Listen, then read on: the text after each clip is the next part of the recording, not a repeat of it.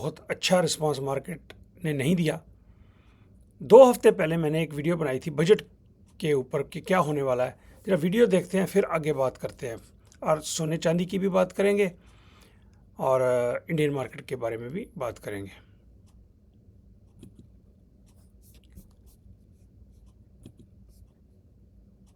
Prediction 2026 की अगर India के मार्केट के बारे में अगर आप सुने तो म्यूचुअल फंड जो है ना आपको 0 से 5% तक रिटर्न देंगे। जो लार्ज कैप्स में या इंडेक्स में उसमें अप्रिशिएशन आपको बहुत ज़्यादा अभी नहीं मिलेगी 2026 में। दूसरी प्रेडिक्शन दोस्तों मेरी ये है कि आप जो है ना बजट वाले दिन बहुत उथल पुथल होगी।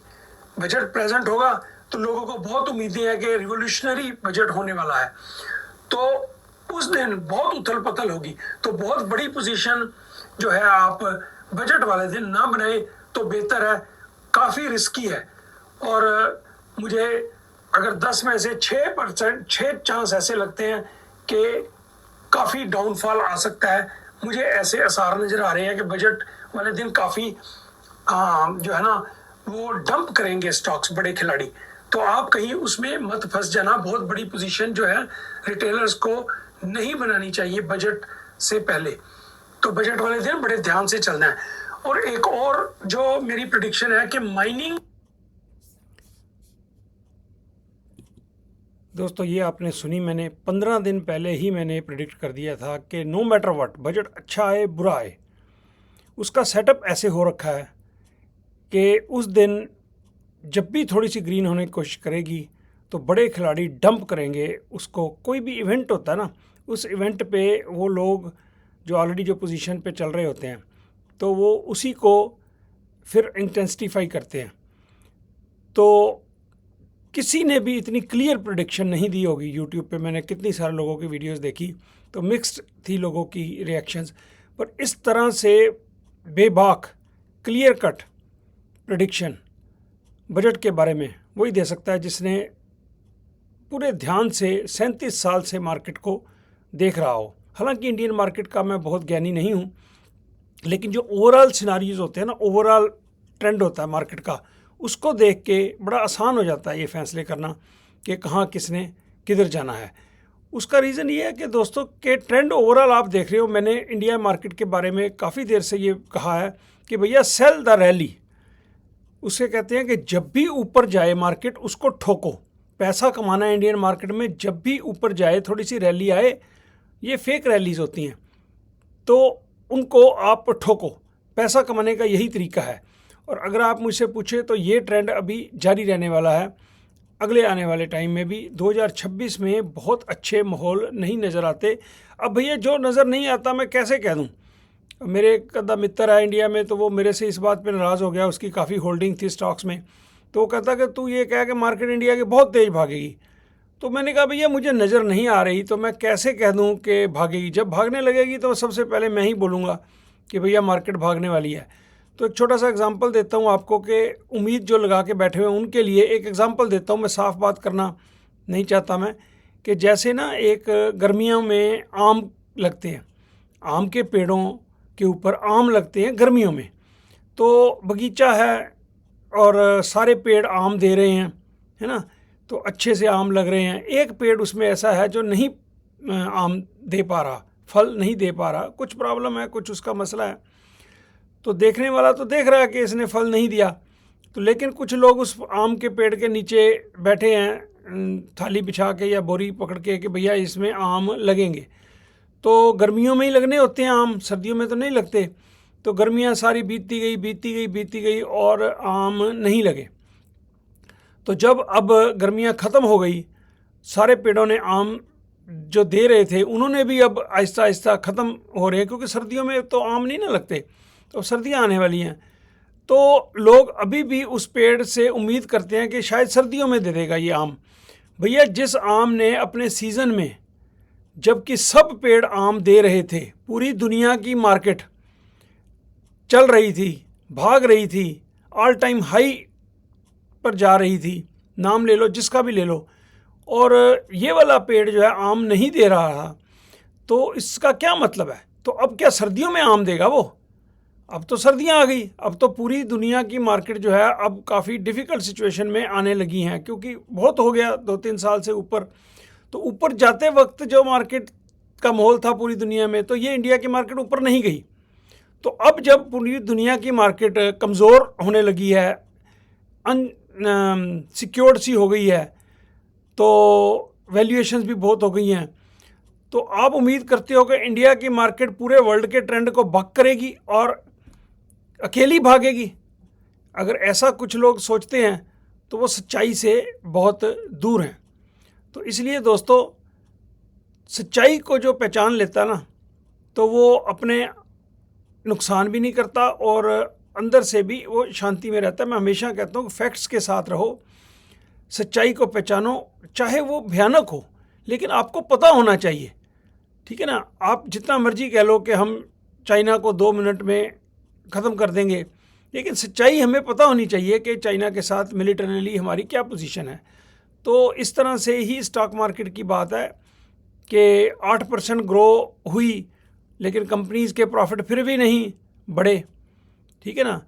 तो अब जब पूरी दुनिया में स्लो डाउन होने लगा है और मार्केट थक सी गई है ऊपर जाते जाते, सेलेक्टिव स्टॉक्स तो ऊपर जाएंगे। मैंने पहले भी पिछली वीडियो में भी कहा था, मैं इसका डिस्क्रिप्शन में डाल दूंगा पूरी वीडियो, अगर आप देखना चाहें 10-12 मिनट की वीडियो आप देख सकते हैं। उसमें मैंने कहा था कि इंडियन मार्केट में कैसे पैसे बनाने का तरीका है।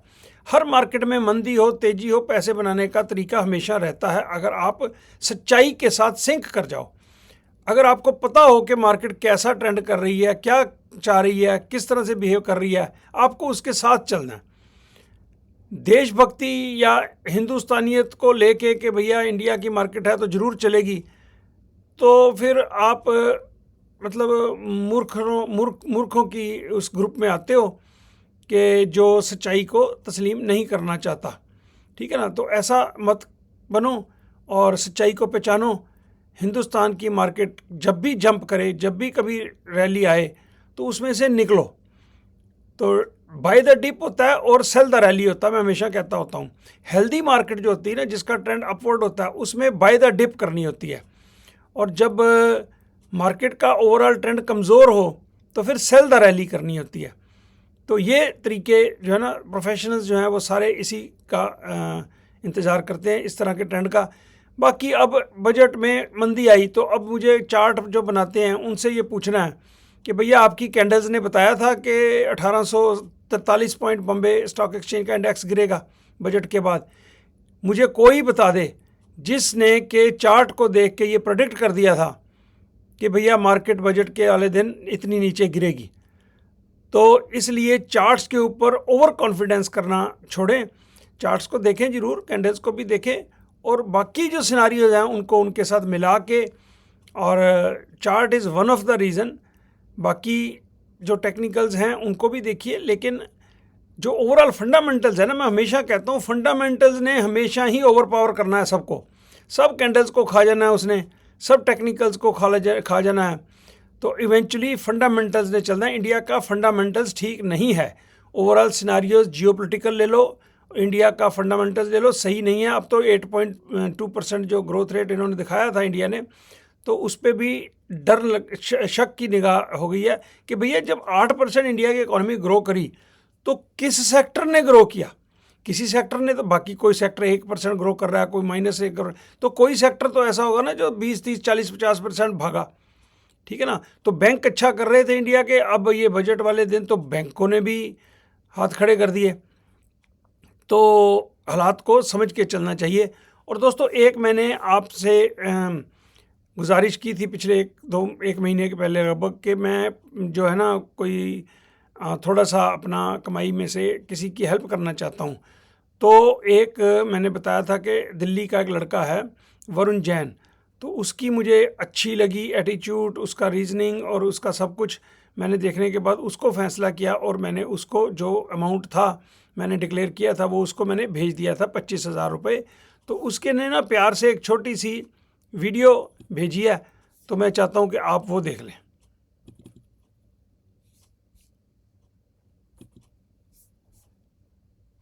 हेलो गाइस, मेरा नाम वरुण जैन है। मैं दिल्ली से हूँ और जीएस पाजी का यूट्यूब चैनल बहुत लंबे टाइम से देख रहा हूँ।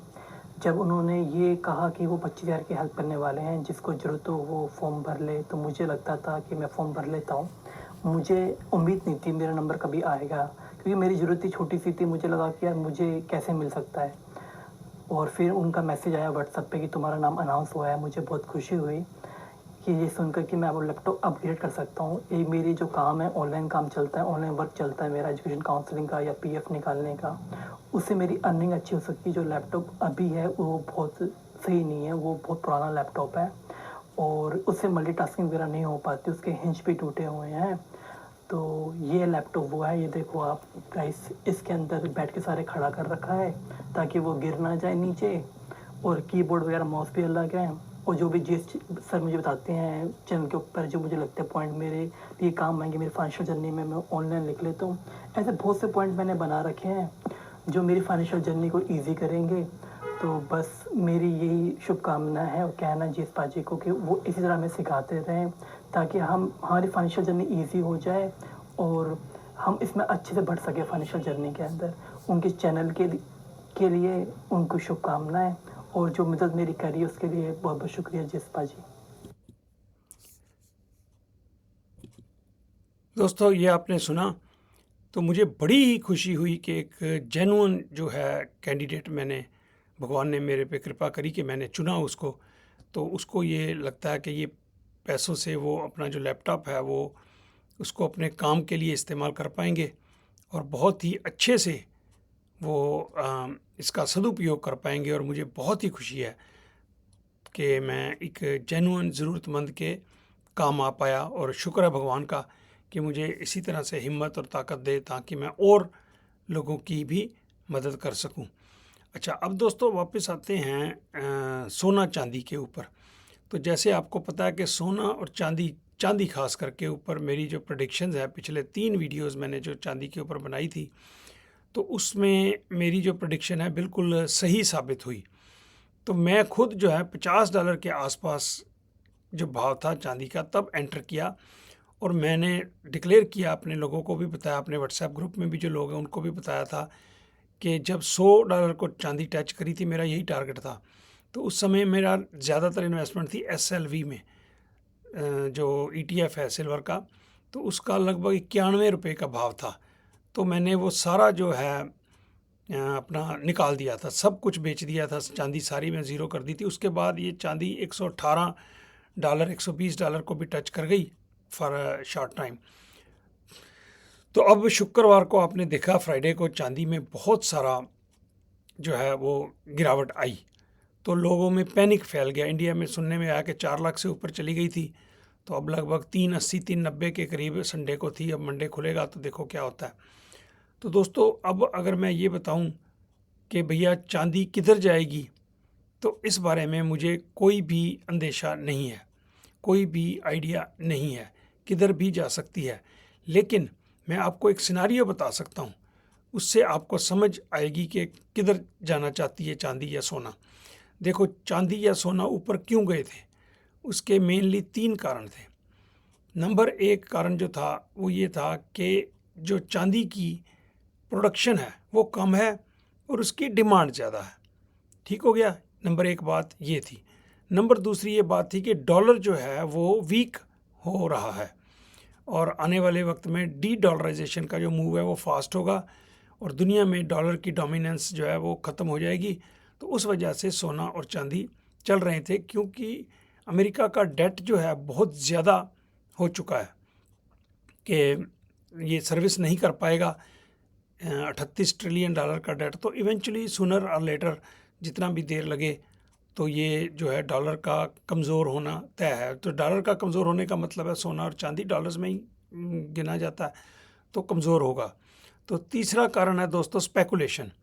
चांदी जिस हिसाब से ऊपर गई प्रोडक्शन और जो डिमांड है उसकी, तो जो है एकदम से इतने रातों रात थोड़ी हो जाता है कि 70-80 से एकदम 120 चली जाए, बहुत बुरी तरह से डिमांड हो जाए। तो वो था, तीसरा फैक्टर था स्पेकुलेशन।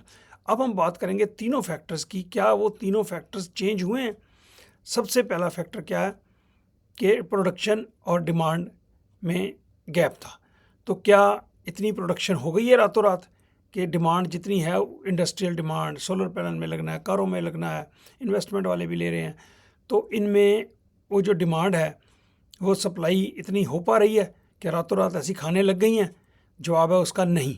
तो पहला जो क्वेश्चन है कि जो हालात पहले थे डिमांड सप्लाई के वो अब भी बने हुए हैं, ठीक है। दूसरा नंबर है कि डॉलर की डी डॉलराइजेशन क्या रुक गई है?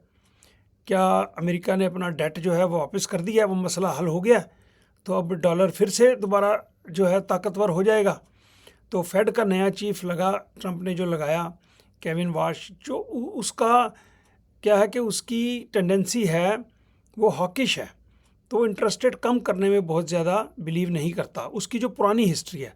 अब ट्रंप के कहने पे वो इंटरेस्ट रेट कम कर दे तो अलग बात है, अदरवाइज़ उसकी हिस्ट्री यही है, उसकी बिलीव यही है, अगर वो इंडिपेंडेंटली अपना काम करे तो इंटरेस्ट रेट वो कम नहीं करेगा बल्कि बढ़ाएगा, क्योंकि जितने चीज़ों के दाम बढ़े हैं, रॉ मटेरियल के हर तरफ दाम बढ़े ही हैं, गैस का भाव रिकॉर्ड हो गया अमेरिका में, गैस मीन जो नेचुरल गैस होती है, और हर चीज़ का भाव बढ़ रहा है, तो फिर इन्फ्लेशन तो अमेरिका में होगी। जब इन्फ्लेशन होगी तो इंटरेस्ट रेट फेड कैसे कम कर देगा?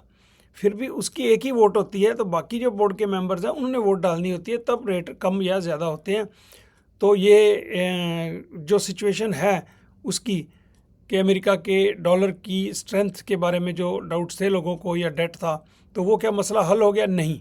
सो दूसरे नंबर क्वेश्चन जो था उसका जवाब यही है कि वो भी सिचुएशन वैसी की वैसी है। तीसरा नंबर, क्या लोग अब स्पेकुलेशन से बाज आ जाएंगे? तीसरा नंबर यही था ना, स्पेकुलेशन। तो भैया स्पेकुलेशन तो चलती रहेगी और अभी और बढ़ेगी, क्योंकि ये जो मार्जिन लगा देते हैं ना स्टॉक एक्सचेंजेस में, कॉमेक्स में या इधर MCX में भी, इंडिया ने भी लगा दिया अपना मार्जिन। तो मार्जिन जो है ना किसी भी चीज़ की टेम्परेरीली तो उसका भाव को दबा देते हैं, लेकिन इवेंचुअली फिर वो जब जैसे स्पंज के ऊपर से हाथ उठाओ, प्रेशर उठाओ, तो दोबारा ऊपर से पूरी तरह ताकत से भागता है, ऊपर जाता है। तो उस चीज़ को देखते हुए जो तीनों फैक्टर्स थे, तीनों फैक्टर्स वहीं के वहीं खड़े हुए हैं, ठीक है।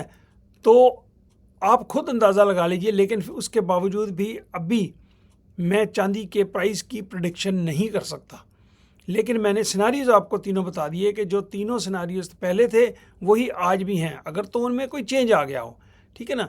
अगर आपका मेरा झगड़ा हो रहा है और उसके बाद हमारा फैसला हो जाए तो फिर बात ख़त्म होगी भी, अब झगड़ा नहीं होगा हमारा, ठीक है ना, झगड़ा ख़त्म हो गया अब हमारा, क्योंकि फैसला हो गया। तो भैया जो तीनों मसले थे वो वहीं के वहीं वैसे के वैसे ही खड़े हुए हैं, तो चांदी का भाव कैसे नीचे आएगा? इस बात को ध्यान से सोचिएगा और अपने पल्ले बांध लीजिएगा कि जो अंडरलाइंग काजेज़ थे जिनके कारण सोना और चांदी बढ़े थे, वो सारे काजेज़ जो हैं, रीजंस जो हैं, वो अभी भी एग्जिस्ट करते हैं। इतना ही मैं कहूँगा सोना चांदी के भाव के बारे में। और इंडियन मार्केट के बारे में मैं कह चुका हूँ कि मुझे कोई उम्मीद नहीं नज़र आती शॉर्ट टर्म में अभी। तो जब फिर गर्मियाँ आएंगी, अब आम और पेड़ों की बात पे चले जाएं, तो ये नहीं कि इस गर्मियों में उस आम के पेड़ ने नहीं दिए आम, तो सर्दियां आ गई, अब सर्दियों में भी नहीं दे पाएगा, लेकिन अगली गर्मियों में ये नहीं कि वो पेड़ ने आम नहीं देने हैं, ठीक है ना। तो हमेशा के लिए वो पेड़ नहीं ख़त्म हो गया है, अनलेस एंड अनटिल कि उसको कोई बहुत बड़ी बीमारी लग गई हो। अदरवाइज़ कुछ ऐसा था, सिर में दर्द हो रहा था उसके, या कुछ ऐसा था कि वो नहीं दे सका आपको आम, तो फिर सर्दियों में वो अपने आप को दोबारा से अपनी ताकत ग्रहण करेगा, तो अगली गर्मियों में हो सकता है वो फल देना शुरू कर दे। तो इंडिया की ओवरऑल देखो स्ट्रेंथ तो है ही है इंडिया की के लंबे टर्म पे, लेकिन जो हम पिछले कुछ देर से जियोपॉलिटिकल प्रॉब्लम्स में फंस गए हैं ना, उसने इंडिया का फ़ायदा नहीं किया। तो ये जो फॉरेन अफेयर्स की जो सिचुएशन है, काफ़ी देर से मैं ये कह रहा हूँ कि हमने अननेसेसरी एक वार कर डाला और पड़ोसियों के साथ रिलेशनशिप ख़राब कर लिए, तो इन अमेरिका के साथ भी ताल्लुक़ ठीक नहीं है।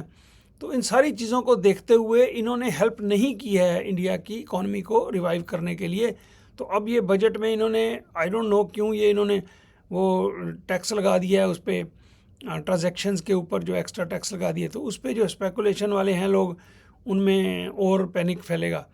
तो इंडिया की मार्केट के बारे में मैं कहना भी चाहूँ तब भी नहीं कह सकता कि मैं बुलिश हूँ। ठीक है दोस्तों, तो अपना ध्यान रखिएगा। नमस्कार।